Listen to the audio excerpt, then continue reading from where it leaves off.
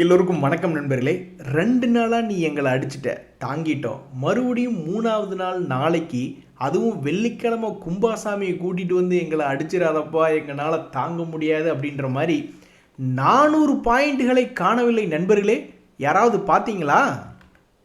சில பேர் நேத்து இன்னைக்கெல்லாம் ப்ராஃபிட் வருது அப்படின்ற மாரி கமெண்ட் போட்டிருக்காங்க. ஆனா இந்த 200 பாயிண்ட் இறங்கியது உங்களால பார்க்க முடிஞ்சுதா? இது என்ன எப்படி போட்டாலும் கண்ணுக்கு தெரிய மாட்டேங்குது. 1 ஹவர் சார்ட்டில் பார்க்குறேன்.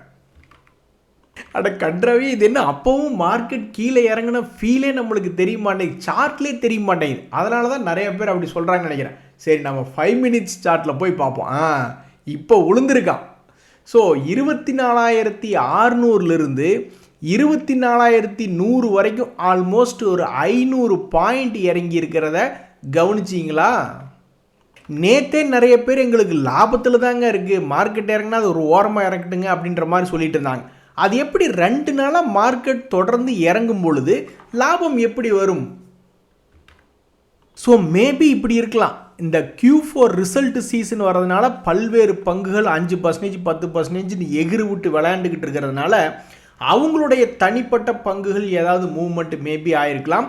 ஆனால் நேற்றும் சரி இன்றைக்கும் சரி மார்க்கெட்டில் ஒரு இறக்கம் ஆல்மோஸ்ட் 500 பாயிண்ட்கள் நிஃப்டி என்பது காணாமல் போயிருக்கு. நம்மளால நிறைய பேர்னால ரியலைஸே பண்ண முடியல. ஏன் அப்படின்னா மார்க்கெட்னுடைய Q4 ரிசல்ட் இம்பேக்ட் தான். ஆனாலும் நண்பர்களே, நம்ம ரொம்பவுமே எச்சரிக்கையாக இருக்கணும். ஏன் அப்படின்னா இந்த ஃபாரினர்ஸ் காசு போட்டாங்கன்னாவே நம்ம கொஞ்சம் உஷாராயிட்டே இருக்கணும். அவன் ஒரு 1000 கோடி பணத்தை உள்ளே போடுறது 1 லட்சம் கோடி பணத்தை வெளியெடுத்துட்டு போகிறது தான். மிட் கேப் இண்டெக்ஸ் எல்லாம் அப்படியே டோட்டல் மார்க்கெட் மெல்டவுன். ஹேவல்ஸ் போன்ற பங்குகள்லாம் 7% 4%ன்னு இறங்கிய பங்குகள் தான் அதிகம். மிட் கேப் இறங்கிடுச்சு அப்படின்னாவே பல பேர்த்துக்கு அக்கௌண்ட் என்பது நெகட்டிவில் தான் போகும். ஸோ எனக்கு புரியல, மேபி காலையில் பாசிட்டிவ்லாம் இருந்து இப்போ ஒரு வேளை நிறைய பேர் மைனஸ்க்கு போயிருப்பாங்களா?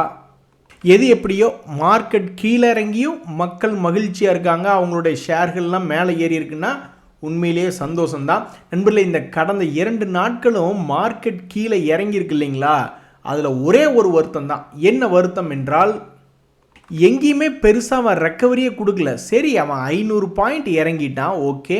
பட் ஏதாவது இன்னைக்கு மத்தியானத்தில் திடீர்னு ஒரு 200 பாயிண்ட் அல்லது 250 பாயிண்ட்டாவது ரெக்கவரி பண்ணி காமிச்சிருக்கணும்ல.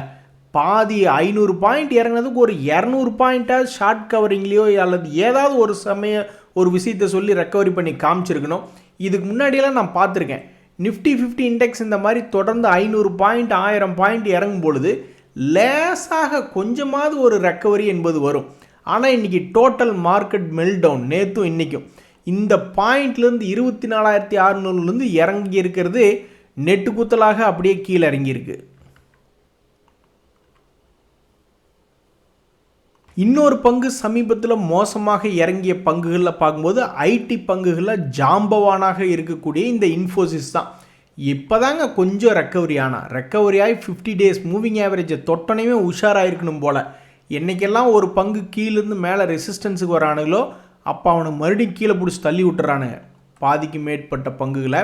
ஸோ இந்த இன்ஃபோசிஸ் அப்படின்ற பங்கு சமீபத்தில் நியூஸுக்காக இறங்கலினாலும் அவன் டெக்னிக்கல் ரீசனுக்காக ஆல்ரெடி இறங்கினது தான். இந்த சமயத்தில் இன்ஃபோசிஸ்னுடைய ரிசல்ட் வந்துடுச்சு. அது மார்க்கெட் என்ன செலிப்ரேட் பண்ண போகுதா? நம்பர்ஸை பார்த்து நம்ம என்னங்க பண்ணுறோம், நம்ம ஒன்று நினைக்க, ஆனால் மார்க்கெட்டில் ஒன்று நடக்குது. இன்றைக்கி ஓஎஃப்எஸ்எஸ் பங்கெல்லாம் இப்படி எகிரி அடிப்பான்னு யாருக்காவது நினச்சிருப்பாங்களா? ஸோ அது மாதிரி இந்த இன்ஃபோசிஸ் அப்படின்ற பங்கு ரிசல்ட்டை வெளியிட்டுட்டாங்க. நீ நாளைக்கு மார்க்கெட் இவனை எப்படி ட்ரீட் பண்ணுது, செலிப்ரேட் பண்ண போகுதா அல்லது கும்பா குட்டி ஆக போகுதா அப்படின்றத பொறுத்து இருந்தால் பார்க்கணும். என்ன ஒரு முக்கியமான அப்டேட் அப்படின்னு பார்த்தீங்கன்னா, 25 ரூபா டிவிடெண்ட் அனௌன்ஸ்மெண்ட் பண்ணியிருக்காங்க. நண்பர்களே, நம்ம ஏற்கனவே அமைதி பேச்சுவார்த்தையில் ஏதாவது முன்னேற்றம் வருமா, செய்தியில் நம்ம மார்க்கெட்டை தூக்கி விடுவாங்களான்னு பார்த்துக்கிட்டு இருக்கோம். தூக்கி விடுறதுக்கு பொதுவாக அமுக்கி விடுற மாதிரி தான் செய்திகள் வருது. அதாவது அமெரிக்கா சைடு அவங்களுடைய நேவி சீஃப் குவிட் பண்ணுறாங்க அப்படின்ற ஒரு தகவல். அவங்களுக்குள்ளேயே பேசிக்குவாங்க போல், இது உருப்பிடுமா உருப்படாதா, இந்த பிளாக்கெட் வச்சிருக்கலாமா எடுத்துடலாமான்னு அவங்களுக்குள்ளே பேசி ஏதோ ஒரு பிரச்சனை. ஆக மொத்தம் யூஎஸ் நேவி சீஃப் ரிசைன் பண்ணியிருக்காரு. ஸோ நம்மளுக்கு இது போன்ற செய்திகளோட அமைதி ஒப்பந்த பேச்சுவார்த்தை என்பது ஆரம்பிச்சிருச்சு. 2ஆம் கட்ட பேச்சுவார்த்தை, 3ஆம் கட்ட பேச்சுவார்த்தைன்னு பேச்சுவார்த்தையை ஆரம்பிச்சிருச்சு அப்படின்ற தகவல் ஒன்று தான் நம்மளுடைய ஸ்டாக் மார்க்கெட்டை மேலே ஏற்றி விடும். மற்றபடி இந்த செய்தி நம்மளுக்கு ஒன்றும் பெருசாக ஹெல்ப் இல்லை. மேபி ட்ரம்ப் அவர்களே நான் ராஜினாமா பண்ணுறேன் அப்படின்ற மாதிரி ஏதாவது ஒரு தகவல் வெளியே பரவுதுனா தான் மார்க்கெட்டுக்கு ஏதாவது ஒரு புத்துணர்ச்சி கிடைக்குமா அப்படின்ற பொறுத்து இருந்து பார்க்கணும். நண்பர்களே, எப்படி ஒரு 100 ரூபாய்க்கு குறைவாக இருக்கக்கூடிய பங்கு 1000 ரூபாய்க்கு போகும்னு நிறைய பேர் எதிர்பார்க்குறாங்களோ, அதே மாதிரி 500 ரூபாய்க்கு பக்கத்தில் இருக்கக்கூடிய பங்குகள் என்னைக்கு 1000 ரூபாய் போகும் அப்படின்ற மாதிரி நிறைய பேர் பார்த்துட்ருக்காங்க. ஒரு உதாரணத்துக்கு பார்த்தீங்கன்னா, இந்த ஜியோ ஃபினான்ஸ் அப்படின்ற பங்குலாம் இப்போ 250 ரூபாயில் இருக்குது. ஈவன் அதிகபட்சமாக உச்சகட்டமாக வந்ததெல்லாம் 381 ரூபா வரைக்கும் இருக்குது. ஸோ அப்போ இது போன்ற பங்குகள் தற்போதைக்கு வெறும் 150 ரூபா 100 ரூபா டிஃப்ரென்ஸ்குள்ளே தான் ஆடிக்கிட்டு இருக்கான். இது பத்தாது, நீ எப்போதும் 1000 ரூபாய்க்கு பக்கத்துலலாம் வருவாய் அப்படின்ற ஒரு எதிர்பார்ப்பு நிறைய பேர்த்துக்கிட்டு இருக்குது. இப்போதைக்கு அது 100 ரூபாய்க்குள்ளே தான் ஆடிக்கிட்டு இருக்கான். இந்த ஓஎன்ஜிசி மட்டும் இன்னொரு முறை திரும்பி 1000 ரூபா வந்துட்டான்னு வச்சிங்களேன், எங்கள் மாமா சும்மா அப்படியே குதிச்சுக்கிட்டு ஆடிக்கிட்டு இருப்பார். ஏன்னா இவர் அந்த காலத்தில் எனக்கு தெரிஞ்சு 2006கள்லையோ 2005கள்லையோ கூட இந்த ஓஎன்ஜிசி ஏதோ வாங்கி வச்சுருந்தா சொன்னார். அதுக்கப்புறம் பல்வேறு கார்ப்பரேட் ஆக்ஷன்ஸ்னால இந்த பங்கினுடைய விலை என்பது கீழே ரொம்பவுமே பகுதியாக குறைந்திருந்தது. கடைசியாக நம்ம பார்க்கல 2002 கணக்கு பார்க்கல வெறும் 15 ரூபா இருந்த ஷேர். அப்போவே இந்த மனுஷன் அதை ஹோல்டு பண்ணிக்கிட்டு தான் இருந்தார் அப்படின்ற கணக்கு வச்சுக்குவோம். இப்போ 286, இப்போவும் ஹோல்டு பண்ணிக்கிட்டு தான் இருக்கிறார். இன்னும் எதிர்காலத்தில் இந்த பங்கு மட்டும் 1000 ரூபா போயிடுச்சுன்னா அவரையெல்லாம் கையிலே பிடிக்க முடியாது. ஸோ 500 ரூபாய்க்கு குறைவாக இருக்கக்கூடிய இன்னொரு பங்கினுடைய செய்திகளில் இந்த கோல் இண்டியா அப்படின்ற பங்கு இருக்குது. ஆனால் இவன் ஏறி வந்துட்டான். சமீபத்தில் தான் இது 350 ரூபாய் ரேஞ்சில் இருந்தது, இப்போ 450 இருக்குது. அதுலேயும் 2021 125 ரூபாய் இருந்த பங்கு தான்.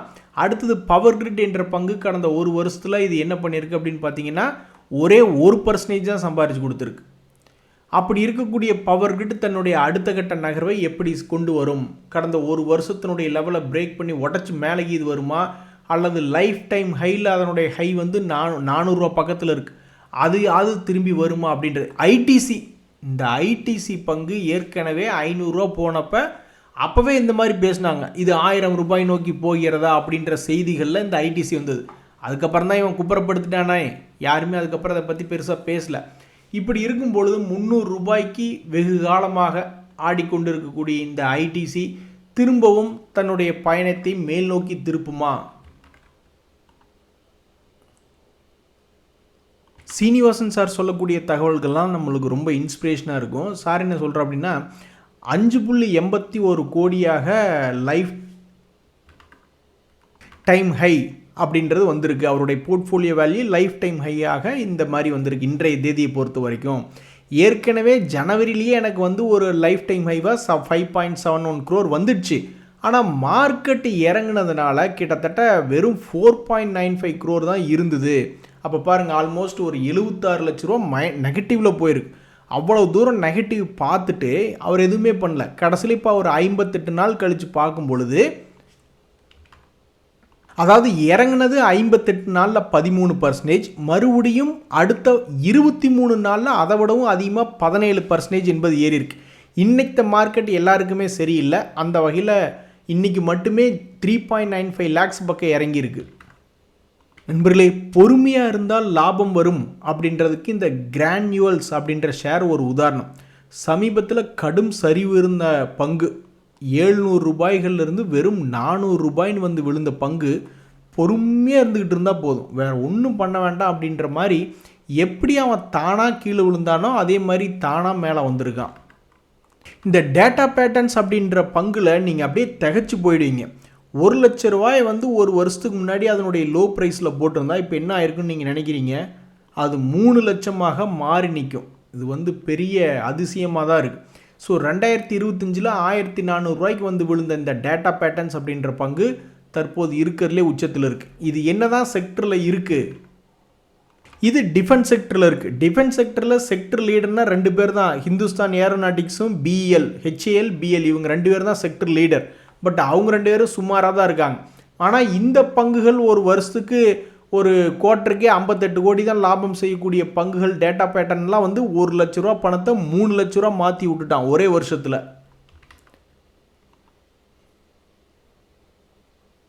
இங்கே பாருங்க நண்பர்களே, ஒரு நண்பர் தெளிவான பிளான் போட்டிருக்காரு. அதாவது கையில் இருக்கக்கூடிய பங்குகளை விற்று விட்டுட்டாப்ல. அதன் மூலியமாக அவருக்கு 5 லட்ச ரூபா கையில் பணம் கிடைச்சிருக்கு. ஸோ ஒருவேளை மறுபடியும் இப்போ இருக்கக்கூடிய விலையிலிருந்து பங்குகள் கீழே இறங்குச்சுன்னா நான் முதலீடு பண்ணுவேன். ஒருவேளை நான் நினைக்கிற மாதிரி இறங்காமல் மேலே ஏற ஆரம்பிச்சிருச்சுன்னா எனக்கு ஈக்விட்டி மார்க்கெட் வேண்டாம், நான் மேலே ஏறி வாங்க விரும்பல, கொண்டே பாண்டு மார்க்கெட்டில் கொண்டே பணத்தை போட்டுருவேன் அப்படின்ற மாதிரி ஒரு தெளிவான பிளானில் உட்காந்துருக்காப்புல. இந்த பிராஜ் இண்டஸ்ட்ரீஸ் அப்படின்ற பங்கெல்லாம் ஃப்யூச்சரில் பயோ எனர்ஜி ரிலேட்டடாக பெரிய அளவில் ரெக்குவயர்மெண்ட் இருக்குமா அப்படின்ற அந்த ஸ்டோரிக்காக சைலண்ட்டாக பில்ட் ஆவான் அப்படின்னு எதிர்பார்த்தா அவன் சைலண்ட்டாக கீழே விழுந்து கும்பாகி கிடக்கிறான். இப்போ கட்கரி அவர்கள் 100% எத்தனால் யூசேஜ் பற்றியெல்லாம் பேசிக்கிட்டு இருக்கார். அப்போ அந்த வகையில் சமீபத்தில் இது தொடர்ந்து கீழே இறங்கிட்டே இருந்த பங்குக்கு எந்தவித சாப விமோச்சனமும் இல்லாமல் இருந்தது. இந்த ஈரான் அமெரிக்காவுடைய வார் வந்தது பார்த்தீங்களா, அப்போ ஏற ஆரம்பித்தவன் 280 ரூபாயிலிருந்து இப்போ 410 ரூபா, இந்த 200 டேஸ் மூவிங் ஆவரேஜை தாண்ட முடியாமல் 1.5 வருஷமாக இருந்த இந்த பிராஜ் இண்டஸ்ட்ரீஸ் கடந்த 2 நாட்களாக மேலே ஏறியிருக்கான். ஸோ இந்த பங்குலையும் லாக் ஆகி உட்காந்துருக்கிறவங்களுக்கு இப்போ ஒரு 2-3 நாட்களாக கொஞ்சம் சந்தோஷம். சரி பரவாயில்ல, ஏதோ ஒரு 200 டேஸ் மூவிங் ஆவரேஜை தாண்டி இருக்கான், அப்படியே கொஞ்சம் மொமெண்டம் எடுத்து மேல் நோக்கி வந்துட்டால் பரவாயில்லையே அப்படின்ற மாதிரி பார்த்துக்கிட்டு இருக்காங்க. ஆனால் இந்த பிராஜ் இண்டஸ்ட்ரி பற்றி ஒரு தகவலில் அவங்க சமீபத்தில் வெளியிட்டிருந்த டிசம்பர் குவார்ட்டர்லி ரிசல்ட் சீசனில் பார்க்கும்போது அது நஷ்டம் தான் பண்ணியிருந்தான். ஸோ இப்போ வரக்கூடிய ரிசல்ட் சீசனில் அது ஒரு லாபம், அபாரமான லாபம் அப்படின்ற மாதிரி இது கொடுத்துட்டாங்கன்னு வச்சிங்களேன், ரொம்ப மகிழ்ச்சியாக இருக்கும். நண்பர்களே, இன்றைய மார்க்கெட்டில் வேறு என்ன செய்திகள் அப்படின்னு பார்த்தீங்கன்னா, இந்த வெல்ஸ்பன் கார்ப் அப்படின்ற பங்கு க்ளோசிங் பேசிஸில் ஒரு 5% என்பது ஏறி இருக்கு. எப்படி ஏறி இருக்கானு இதெல்லாம் பார்க்கும்போது தாங்க நம்மளுக்கு ஸ்டாக் மார்க்கெட்டில் மகிழ்ச்சி என்பது வருது. சமீபத்தில் வெறும் 787 ரூபா இருந்தவன் இப்போ 1206. ஸோ லைஃப் ஹை அப்படின்றது வந்துடுச்சு. இது என்ன செக்டரில் இருக்குது இந்த வெல்ஸ்பன் கார்ப் அப்படின்றது? அயன் அண்ட் ஸ்டீல் ப்ராடக்ட்ஸில் இருக்குது. ஸோ இது அயன் அண்ட் ஸ்டீல் ப்ராடக்ட்ஸில் இருக்கக்கூடிய டாடா ஸ்டீலு, செயிலு, எத்தனையோ பங்குகள் மேலே ஏறி வந்திருக்கான். அதில் இந்த வெல்ஸ்பன் கார்ப் என்பது ஏறி வந்ததை பார்க்கும்பொழுது தான் மனசுக்கு ரொம்ப ரம்யமாக இருக்குது. நம்ம பல பேர்த்து கையில் இருக்கக்கூடிய பங்குகள் கடிச்சிக்கிட்டு பிடிச்சிக்கவா, பிடிச்சிக்கிட்டு கடிச்சிக்குவான்ற மாதிரி ஏதோ ஒரு கன்றாவியான பாட்டை பாடிக்கிட்டு அவன் பாட்டுக்கு ஒரு அமைதியாக ஒரு இடத்துல படுத்து கிடக்கிறாங்க. ஆனால் பல்வேறு பங்குகளை இப்படி செய்திகள் எடுத்து பார்க்கும் பொழுது இந்த மாதிரி மிக வேகமாக மேலே ஏறிய பங்குகளாக இருக்குது. ஆக மொத்தம் ஸ்டாக் மார்க்கெட்டில் கரெக்டான பங்குகளை செலக்ட் பண்ணி கரெக்டாக ஒரு இன்வெஸ்ட்மெண்ட் பண்ணோம்னாக்கா வேறு லெவல் ரிட்டர்ன் கொடுக்கக்கூடிய பங்குச்சந்தை என்றைக்கும் காப்பாற்றும் அப்படின்றதுல எனக்கு எந்த விதமான மாற்று கருத்தும் இல்லை. நண்பர்களே, சமீபத்தில் மணப்புரம் ஃபைனான்ஸ் என்பது பயப்படும்படியாக கீழே விழுந்துருச்சு. கடைசியில் பார்த்தா அவனும் சம்பாரித்து கொடுத்துருக்கான். அதாவது என்ன ஒரு பயம் அப்படின்னு பார்த்தீங்கன்னா, பெருசாக ஏறிடுச்சு மணப்புரம் ஃபைனான்ஸ். அப்புறம் இறங்கிய பிறகு பயமாயிடுச்சு, என்னடா தன்னுடைய பழைய கையை தாண்டவே மாட்டேங்கிறான் அப்படின்ற ஒரு பயம் இருந்தது. திடீர்னு பார்த்தா அவனும் 20% ஏறி இருக்கான். ரொம்ப நல்லா இருங்கப்பா, ரொம்ப நல்லா இருங்க அப்படின்ற மாதிரி இந்த மணப்புரம் ஃபைனான்ஸ் அப்படின்ற பங்கு சமீபத்தில் ஒரு 3 மந்த்ஸ் லோ பக்கத்தில் விழுந்தது. அந்த லோலேருந்து சப்போர்ட் எடுத்தவன் மறுபடியும் தன்னுடைய ஹை பக்கத்தில் போயிருக்கான். இனி அடுத்து இவன் என்ன பண்ண போகிறான்னு தெரில. நண்பர்களே, எப்படி சுகர் செக்டர் வந்து பெருசாக ரெக்கவரி இல்லாமல் இப்போ தான் லேசாக கொஞ்சோண்டு ஏறிக்கிட்டு இருக்கானோ, அதே மாதிரி ரியாலிட்டி செக்டரில் அதுலேயும் குறிப்பாக இந்த சென்டெக் ரியாலிட்டி அப்படின்ற பங்கெல்லாம் இதுக்கு முன்னாடி ஒரு 2 ரவுண்டெல்லாம் போயிட்டு வந்திருக்கான்.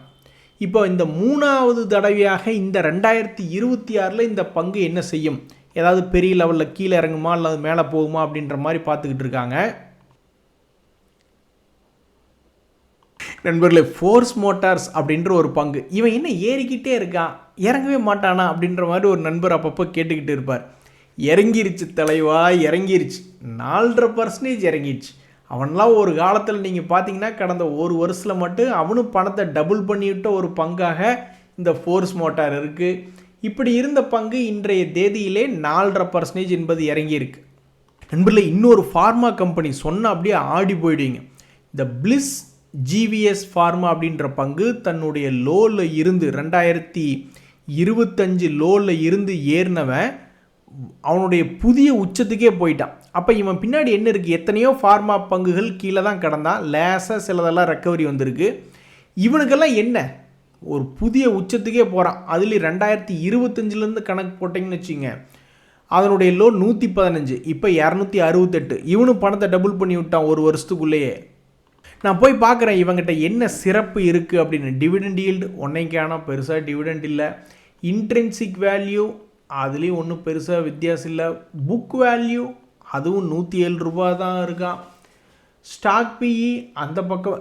கடன் இல்லை. இந்த ஃபார்மா கம்பெனியில் கடன் என்பது இல்லை. நான் நிறைய ஃபார்மா கம்பெனிஸ் பார்த்துருக்கேன், கடன் ரொம்ப ஜாஸ்தியாக இருக்கும். ஒரு உதாரணத்துக்கு பயோகான் பார்க்கலாமா? பயோகானில் போய் பார்க்கும்போது கடன் மட்டுமே 16,536 கோடின்னு இருக்குது. சரி, லூப்பினில் போய் பார்ப்போம். லூப்பினில் 6,217 கோடி கடன் என்பது இருக்குது. சரி, டாக்டர் ரெட்டி இன்றைக்கி தான் அவன் பயங்கரமாக ஏறினானே. டாக்டர் ரெட்டி அப்படின்ற போய் பார்த்தோம்னா அவனும் 5,854 கோடி கடன் வச்சுருக்காங்க. ஆக்சுவலாக அவங்களுடைய சொத்து மதிப்புக்கு இதெல்லாம் தமா துண்டு கடனாக கூட இருக்கலாம். டெப்ட் டு ஈக்விட்டி ரேஷியோ ரொம்ப இம்ப்ரூவ்டாக கூட காட்டலாம். பட் இந்த மாதிரி மிக குறைவாக 0.05 டெட் அப்படின்ற மாதிரி நான் பார்க்கல. ஸோ கடன் ரொம்ப குறைவாக இருக்குது அப்படின்ற ஒரு விஷயத்தை தான் என்னால் வேறுபடுத்தி பார்க்க முடியுது. இப்படியாக இந்த பிளிஸ் இதை போய் பார்த்துருமா?